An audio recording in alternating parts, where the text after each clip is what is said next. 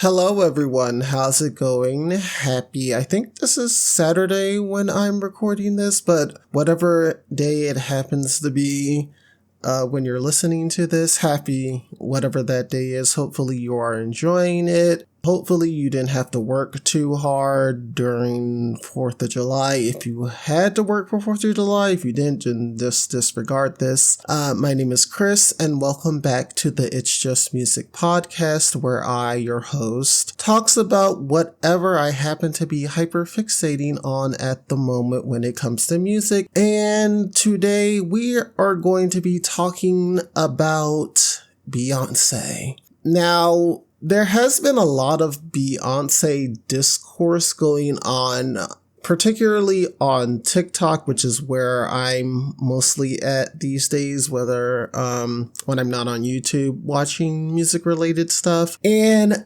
again, there's just a lot of discourse about her, but I'm going to zero in on one particular thing because some of the other things I feel like I don't have the breadth to talk about because I'm not well versed in that particular topic, which is the whole Buffalo Soldier shirt controversy. I'm not familiar with that, and I feel like that's not my place to speak on. I'm going to be talking about, in particular, the Tyrant All Night discourse that is going on my timeline currently. So if you are unfamiliar, someone on TikTok, I'm not sure who it is in particular, I just know the mashup is there, mashed Beyonce's Tyrant from her most recent album, Cowboy Carter, and mashed up All Night from her 6th studio album, Lemonade. And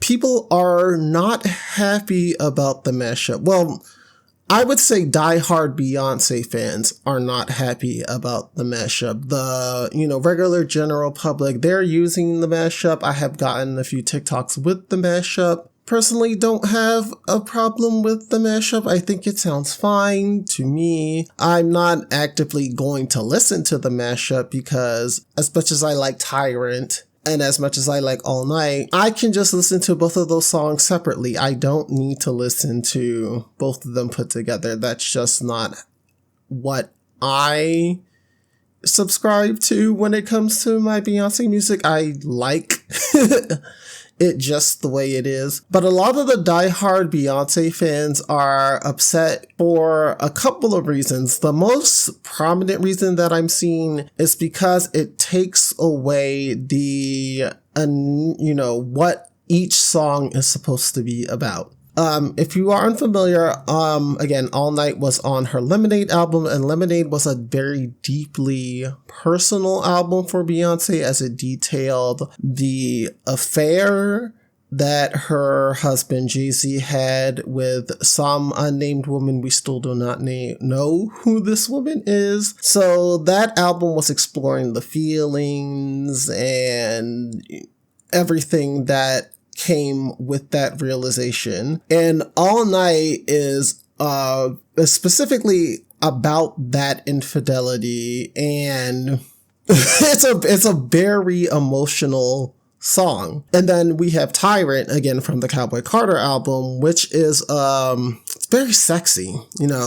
If you listen to Tyrant, if you've watched Beyoncé perform Tyrant on the current Cowboy Carter tour, that is a very sexy, sensual song. Like, she's on top of a mechanical bull gyrating. There's a line in the song like, Tyrant every time I ride it. She's talking about, surfboarding.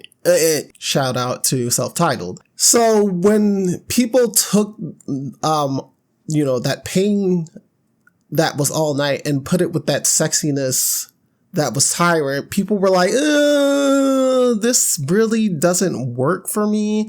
And I feel like because you took those two songs that are deeply, deeply different thematically, you are ruining what the artist in here, Beyoncé, was trying to convey with these songs separately on two separate projects. I hope that's making sense. I hope I'm making sense. I'm trying to speak through it. But to be quite honest, I don't think Beyoncé really cares that people are taking her music and mashing it up and turning it into something new. I feel like, and this goes to a larger conversation about remix culture on TikTok. If you are on TikTok, you will know that there's a deeply, very good entrenched remix culture on the app. Like, you have DJs, like, I'll scroll through the app early mornings and I'll see DJs doing their sets, midday DJ sets with different types of things. And then you'll also get these mashups, and these mashups, they'll present these mashups. They highly resonate with the audience on TikTok. I would say TikTok is like a truly like the melting pot app. You'll get things that you're like, I never thought to put this thing together and this thing together, and it works so well. And that remix hustle has also made its way into the mainstream music. One of the most prominent examples that I can think of is Players by Coi Leray. So Players by Coi Leray had a different production at first. It was, I forget what the song that she sampled in that song, but people were really not here for the original Players. Then there was someone who did a Jersey remix of the song, and that went viral on the app. People were loving it. It was outdoing what the original was doing. With that, Coi Leray and her team reached out to that guy. That became kind of the official version of the song, and that was the one that got played. It got a music video and everything. You saw people doing the dances and stuff in the video, and that's a really good example of how the people were like, we don't really care for this, so we're going to take this instead, and we're going to make it our own. And that transcended what the artist wanted. And there's also another really good example with Beyoncé, actually, in general. So when Renaissance came out back in, was it 2020? Damn, 2022? 21? Damn. I'm losing track of time. Whenever Renaissance first came out, and we got Breakdown Your Soul and all of that, we got the second single, Cuff It, right? And then someone decided to take Wetter by Twista. I think that is the name of the song. I know it's a Twista song, but I think it's Wetter by Twista, and mash it up with Cuff It, right? And people really enjoyed that mashup. They enjoyed it to the point where Beyoncé herself took it upon herself, reached out to the guy who did the Cuff It Wetter remix. She wrote a whole new version of Cuff It and released it as a single. And not only that, she performed the Cuff It Wetter remix on tour at the Renaissance tour. That's why I'm saying that I don't think Beyonce really cares that people are taking her music and mashing it up and remixing it and turning it into their own. They also did the same thing with 16 Carriages, where they took Maxwell's Fortunate and took the instrumental for that, and then took the vocals for 16 Carriages, and they turned that into a whole thing, and that also became very popular. And again, I'm saying that I personally don't think Beyonce cares that they do that, because again, it breathes new life into the music. Her music keeps going and it keeps being extremely successful, and people still know who Beyonce is. But I can also see from the fan side, they're like, again, this takes away from the initial, what's the word I'm looking for? It takes away from the initial impact of what Beyonce wanted us to take away from the song. I can see it that way as well. Like with the whole 16 Carriages Fortunate thing, yeah, I'm just like, 16 Carriages is a deeply personal song about Beyonce's professional career, like how she has been grinding since she has been a literal child. Okay, from the Girls' Time days all the way up to now, Cowboy Carter Tour, worldwide, she has been doing the damn thing. She has been grinding. She has been putting in the work. And 16 Carriages is a reflection of that. And it's very, very, very, very, very sad when you think about that because, Beyonce didn't get to live a normal life. She has always been boots on the ground, pretty much sprinting to become the Beyonce we all know and love. And then you have somebody who's just like, I don't like the country instrumental that came along with the song. So I'm going to take this song by this R&B artist that's talking about, love. And, I love that from XO Fortunate is a very good song. And we're going to put those two together. But I also think this goes into the whole, I guess, the death of the artist argument, even though death of the artist is mostly based on books and stuff. So let me go ahead and look up the definition of death of the artist so I can explain this clearly.